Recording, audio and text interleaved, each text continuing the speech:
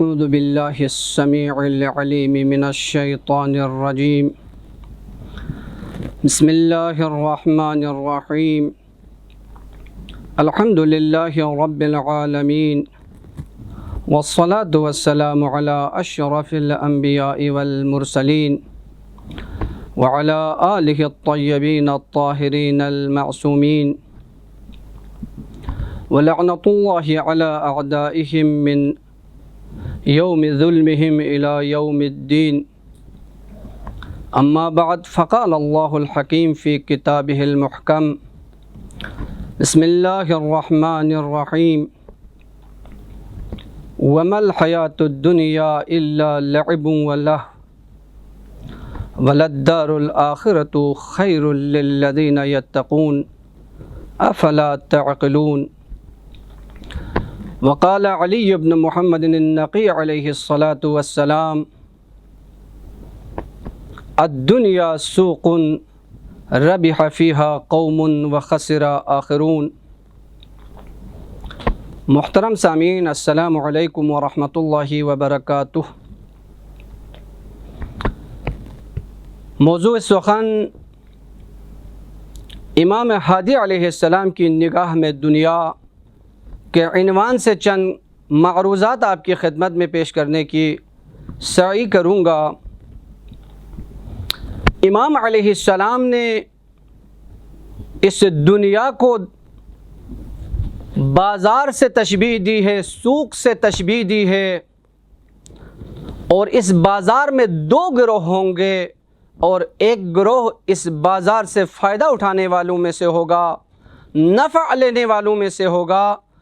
اور دوسرا گروہ اسی بازار سے نقصان اٹھانے والا اور خسارے میں ہوگا۔ امام علیہ السلام فرما رہے ہیں: الدنیا سوق، آگاہ رہو کہ یقیناً یہ دنیا ایک بازار ہے، ربح فیہا قوم، اس میں ایک گروہ کامیاب اور نفع لینے والا ہوگا، اور ایک دوسرا گروہ وخسر آخرون، اور ایک گروہ اس میں سے خسارہ پانے والوں میں سے ہوگا۔ سامعین محترم، یہ وہ کون سے گروہ ہوں گے جو اس میں نفع لینے والے ہوں گے، کامیاب رہیں گے، اور وہ کون سے گروہ ہوں گے، اور وہ کون سا گروہ ہوگا جو اس میں خسارے میں رہے گا، نقصان میں رہے گا؟ جس نے اس دنیا کو ایک گزرگاہ کی نگاہ سے دیکھا، ایک پل کی نگاہ سے دیکھا، جس نے اس دنیا کو آخرت کمانے کا ذریعہ سمجھا، جس نے اس دنیا کی حقیقت کو درک کر لی، وہ گروہ کامیاب ہوگا۔ اور جس نے اس دنیا کو ابدیت سمجھا، جس نے اس دنیا کی ہمیشگی سمجھا، جس نے اس دنیا کی رنگینیوں میں جو گم ہو گیا، جو اس دنیا کی حقیقت کو درک نہیں کر سکا، جو اس دنیا کے بعد سوال و جواب ہوں گے، قیامت کے حوالے سے وہ غافل رہا، وہ اس دنیا میں، اس بازار دنیا میں خسارہ پانے والوں میں سے ہوگا، نقصان اٹھانے والوں میں سے ہوگا۔ ان دو گروہ کو سمجھنے کے لیے، اس دو گروہ کو خوبصورت طریقے سے بیان کرنے کے لیے، علامہ مجلسی علیہ الرحمہ نے کتاب روح الحیات، ایک بہترین کتاب ہے اخلاقیات کی، ضرور مطالعہ کیجیے گا۔ اس میں ان دو گروہ کو مجسم کر کے ایک خوبصورت تمثیل کے ذریعے بیان کی ہیں۔ ان دو گروہ کی مثال یوں ہے: ایک کشتی میں کچھ لوگ سوار ہو کے جا رہے ہیں، ایک جزیرے میں پہنچتے ہیں تو وہ ملاح، وہ کشتی چلانے والا ان کو وہاں اتارتا ہے، اور اس نصیحت کے ساتھ، اس تاکید کے ساتھ کہ تم لوگ اس جزیرے پہ میں اتار رہا ہوں، وہ اس لیے کہ ہمارا یہ سفر بڑا طولانی سفر ہے، لمبا سفر ہے، اور اس میں زیادہ راہ تم نے خود تیار کرنا ہے، اور اس جزیرے میں تمام نعمات، تمام سہولیات جو تم چاہتے ہو وہ یہاں موجود ہے، وہاں سے تم اپنی ضرورت کے مطابق تم اکٹھا کرو۔ جب جانے کا وقت ہوگا تو میں سیٹی بجاؤں گا، میں تمہیں بلاؤں گا، اس وقت حاضر ہو جاؤ، اور سفر کو ادامہ دیتے ہیں اور آگے ہم چلتے ہیں۔ تو یہ سارے کے سارے افراد کو یہ کشتی چلانے والا وہاں اتار دیتا ہے۔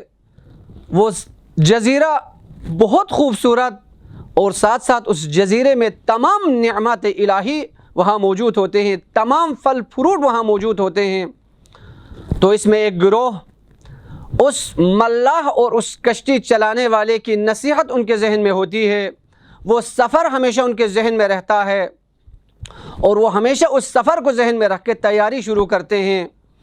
اور زیادہ راہ کی جمع آوری میں لگتے ہیں، مختلف فروٹ کو، مختلف اچھی چیزوں کو جمع کرنے کی سعی کرتے ہیں، اور ہمیشہ یہ اس تلاش میں رہتے ہیں کہ زیادہ سے زیادہ جمع کریں۔ لیکن ایک دوسرا گروہ ہوتا ہے، اس جزیرے کی خوبصورتی اور اس کی رنگینیوں میں گم ہو جاتا ہے، اس ملاح کی اس نصیحت کو بھول بیٹھتا ہے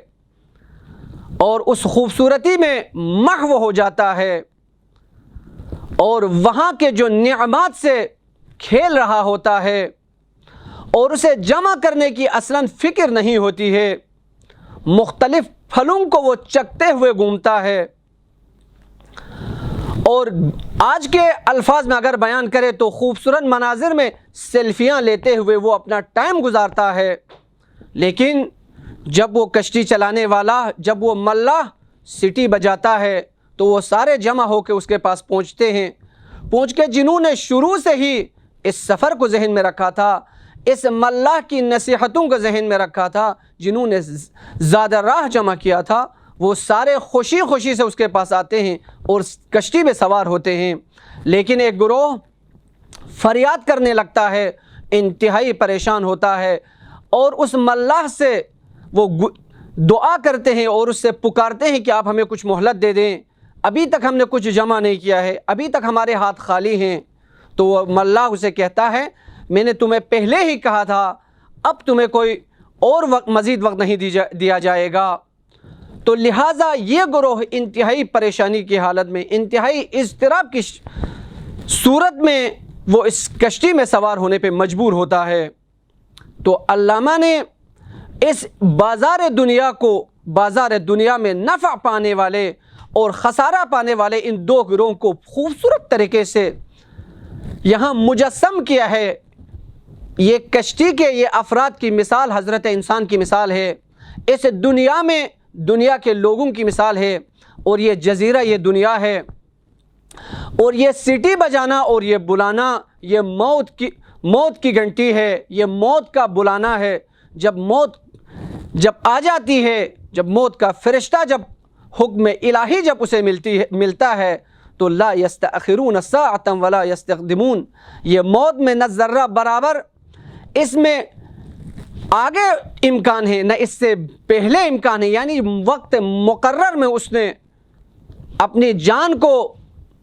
دینا اس کی مجبوری ہے، اور قبضہ روح کرنے والا فرشتہ اس سے قبضہ روح کرتا ہے۔ تو اس دو گروہ میں سے وہ پہلا گروہ جو متقین کا گروہ ہے، جو صاحبان عقل کا گروہ ہے، وہ دنیا کو آخرت کے لیے کھیتی سمجھ کے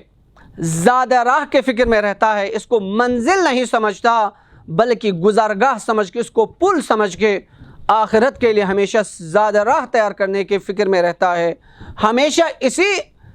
کوشش میں رہتا ہے زیادہ سے زیادہ راہ تیار کریں۔ لیکن ایک گروہ اس دنیا کو مذاق سمجھتا ہے، اس دنیا کو شہوات پورا کرنے کی جگہ سمجھتا ہے، اس میں لطف اندوزی کی جگہ سمجھتا ہے، اس میں دنیا کی رنگینیوں میں گم ہو جاتا ہے اور آخرت کو بلا بیٹھتا ہے، تو وہ خسارے میں ہوگا۔ امام ہادی علیہ السلام نے انہی دو گروہ کی طرف اشارہ کرتے ہوئے فرمایا، الدنیا سوق ربح فیہا قوم وخسر آخرون، یہ دنیا ایک بازار ہے، یہ ایک مارکیٹ ہے، اس دنیا میں ایک گروہ ایسا ہوگا وہ ہمیشہ نفع میں ہوگا، وہ فائدہ پانے والوں میں سے ہوگا، اور ایک گروہ ایسا ہوگا جو خسارہ پانے والوں میں سے ہوگا، جو اس دنیا کو اس نے کھیل کود سمجھا اور اس دنیا کو اس نے اپنے شہوانی کاموں پر صرف کیا اور آئے مجیدہ بھی اسی کی طرف اشارہ کرتی، انہی دو گروہ کی طرف اشارہ کرتی ہے۔ وَمَا الْحَيَاةُ الدُّنْيَا إِلَّا لَعِبٌ وَلَهْوٌ، ایک گروہ اس دنیا کو لہو و لعب کے علاوہ کچھ نہیں سمجھتے، اس دنیاوی زندگی کو وہ سوائے لہو و لعب کے کچھ نہیں سمجھتے۔ اور ایک وَلَلدَّارُ الْآخِرَةُ خَيْرٌ لِلَّذِينَ يَتَّقُونَ، لیکن صاحبان تقوی جو تقوی کے مالک ہیں وہ اس دنیا کو منزلگاہ نہیں سمجھتے ہیں، اس کو دائمی نہیں سمجھتے ہیں، بلکہ اس کو آخرت کی کھیتی سمجھتے ہیں، آخرت کو کمانے کا ذریعہ سمجھتے ہیں، اور اس کو ایک پل سے زیادہ نہیں سمجھتے ہیں۔ وہ ہمیشہ قیامت کی تیاری، ہمیشہ زاد راہ کی تیاری میں رہتے ہیں، جس کی بنا پہ یہ صاحبان تقوی کے لیے بہترین زاد راہ تیار کرتے ہیں، اور یہ حقیقت میں یہ لوگ کامیاب ہوتے ہیں۔ افلا تعقلون، کیا تم لوگ سوچتے نہیں ہو؟ تو خداوند عالمین اس آیت میں ان دو گروہ کو مجسم کر کے اور ان دو گروہ کی طرف اشارہ کرتے ہیں۔ ایک گروہ جو دنیا کو سوائے لہو و لعب کے علاوہ کچھ نہیں سمجھتے، وہ نقصان میں ہیں، اور ایک وہ گروہ ہے جو اسے دنیا کو زاد راہ جمع کرنے کی جگہ سمجھتے ہیں اور اس دنیا کو آخرت کی کھیتی سمجھتے ہیں۔ وہیں لوگ صاحبان تقوی، صاحبان عقل ہیں، وہیں ہمیشہ کامیاب و کامراد رہتے ہیں۔ اور امام ہادی علیہ السلام یہی فرماتے ہیں کہ اس دنیا بازار میں دو گروہ کامیاب ہیں، دو گروہ ہیں، ان میں سے ایک گروہ کامیاب ہیں جو آخرت کو ہمیشہ ذہن میں رکھ کے اس سے اس زاد راہ تیار کرتے ہیں، اور ایک گروہ اس کو آخرت کو بلا کر اس دنیا کو لطف اندوزی اور لہو لعب میں اپنی زندگی گزارتے ہیں، وہ خسارے میں ہیں۔